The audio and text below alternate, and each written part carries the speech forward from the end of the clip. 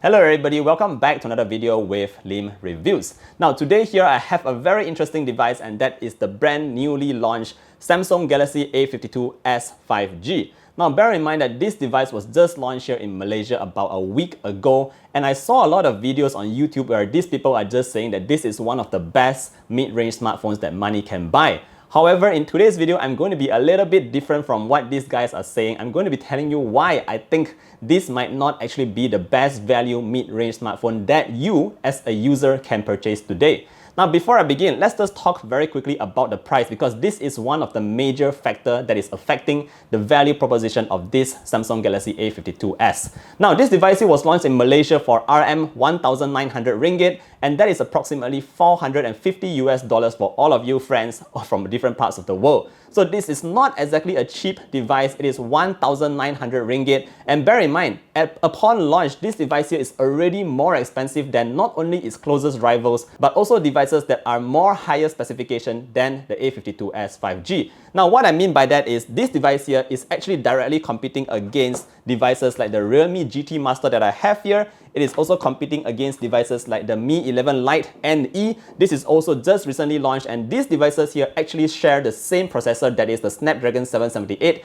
that I will talk a little bit on later. Now bear in mind that the Samsung A52S 5G is also more expensive than devices like the Mi 11T that was just launched last week as well. This device here comes with a way stronger specifications than the A52S 5G. So the question is just ringing in my mind, is the A52S 5G dead on arrival? Let's not talk about that. Let's go back to the device and see what it is actually offering for that money. Alright, first up, let's take a look back at the Samsung Galaxy A52S 5G. We're going to talk a little bit about the design. So at the back here, we do have this plastic back cover here. And of course, in terms of design, it's really up to your personal preference. Me personally, I'm not a huge fan of the way this device looks here. I think they could definitely benefit from a better design kind of back panel, but I would still say that it is acceptable here because it is a very clean design.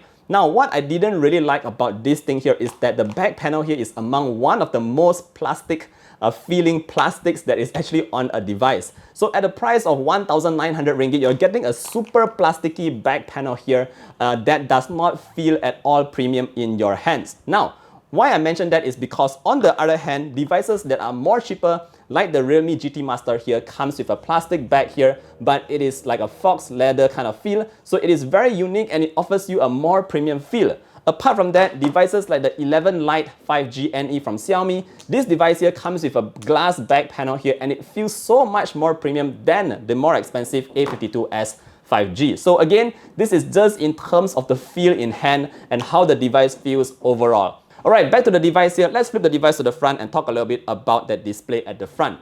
Now, this is actually a pretty good display here. I have to applaud Samsung here because they fitted on a 6.5-inch 1080p AMOLED display. And the best part about this is that everything is running at a 120Hz refresh rate. So that means everything here is buttery smooth. Everything just reacts very instantly to all your touches. So it's a great display here. The only downside to this, I would say, is that it doesn't go the brightest. For instance, when I'm outdoors, I understand that the maximum brightness is just 800 nits. However, I was able to still see the display very clearly even when I was under direct sunlight. Now, another thing that I do want to point out here is that the display is not the most saturated that you will find. So if you are the kind of person who are really used to like AMOLED displays from like Xiaomi, Realme, where you can really tweak the display to go very vivid, and you like that punchy kind of colors, you won't really get that with the A52S right here. The colors here looks more natural even when it is set to vivid mode, which I have already done so right here. Now let's move on next very quickly to the performance. This device here is rocking the Snapdragon 778, which, yes, when I look at it alone, it is a good processor. And what I mean by that is launching apps on the daily is just quick and fast. In terms of gaming, it is also very good. It doesn't heat up that much. One thing I do need to point out though is that the Mobile Legends game, which I play the most on this device here, does not support the ultra settings. It only goes to high settings, which is fine. I mean, it still runs very smoothly and very well, and it handles games very nicely on this device. Now, even if you play graphic-intensive games like Genshin Impact, you will realize that this device here doesn't really heat up, and that's mostly because of the Snapdragon 778G that is inside this device. Now, when we move on very quickly to RAM, by default, the Samsung A52S 5G here in Malaysia only comes in one spec, and that is it comes with 8GB of RAM and 256GB of internal memory. Now bear in mind that although this memory is expandable, you have that additional slot to put your memory card in, but this memory is only UFS 2.1 or 2.2, which is a very slow kind of, is very outdated in terms of just memory. Remember this, guys, this is a 1,900 ringgit device, which costs approximately 450 US dollars, but it's still using UFS 2 point something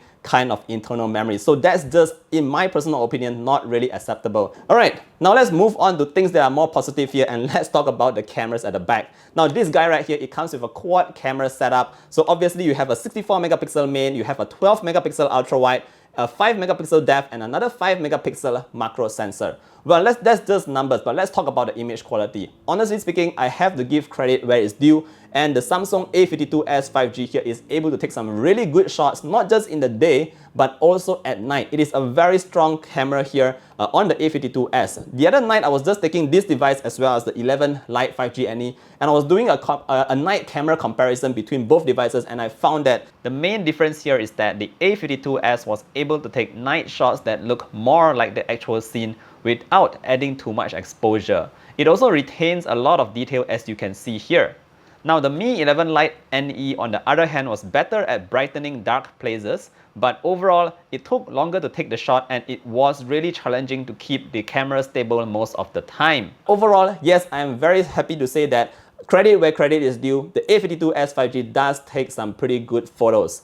Now the haptics on the A52S right here is not the kind of good one that you would expect on the phone at this price point. Now not only does it not get the X-axis haptics, it does not get the Z-axis as well. So there's no linear haptics in this device right here, and the kind of vibrations that you would get from the A52S right here is those kind of slow and tardy kind of response. So it's a kind of vibration feedback that you would actually get on devices that cost about 500 or 600 ringgit, and that is approximately 100 to 150 US dollars. So definitely the haptics here is not its strongest points. Me personally, I do find it kind of annoying because I do a lot of typing on my text here, and I prefer the vibration to be on.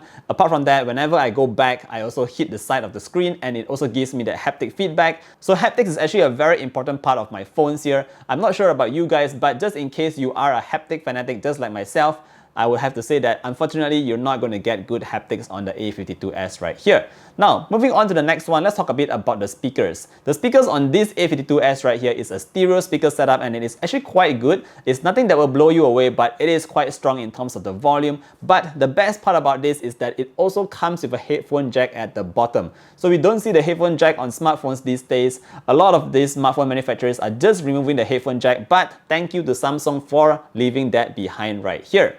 Alright, so last thing we're going to talk about here very quickly is the battery in the back. Now in the A52S, we do have a 4500 mAh battery, which supports up to 25 watts of fast charge. Now, honestly speaking, by today's standards, 25 watts is just nothing to talk about. In fact, it is considered quite slow. However, the worst part about this device right here is that Samsung only provided us with a 15-watt charger in the box. Now, obviously, I've been using this device for a couple of days now, so I did went to charge it up and test the speed so you guys would have a brief idea on how fast it charges. Well, based on my testing, from 0 to 100%, it took approximately 100 minutes. So that means it is slightly more than 1.5 hours to charge this A52S from 0 to 100%.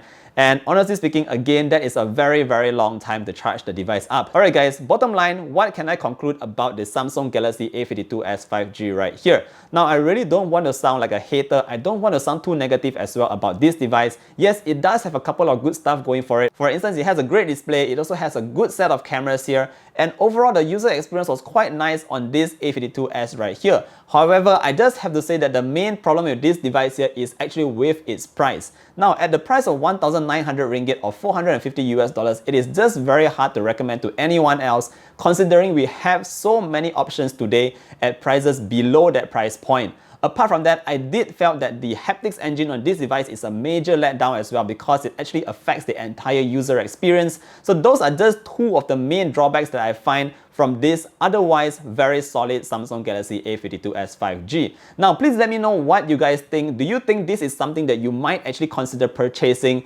or will you be actually checking out something else from other brands that are more affordable? Let me know what you think because I really want to know what you guys are thinking from the perspective of an actual buyer. Alright guys, I think that's it for this video. Thank you all for staying to the end. Of course, if you do like this video, don't forget to give the video a like, a sub to the channel, and I hope to see all of you guys in the next one again. Stay safe everybody. Bye!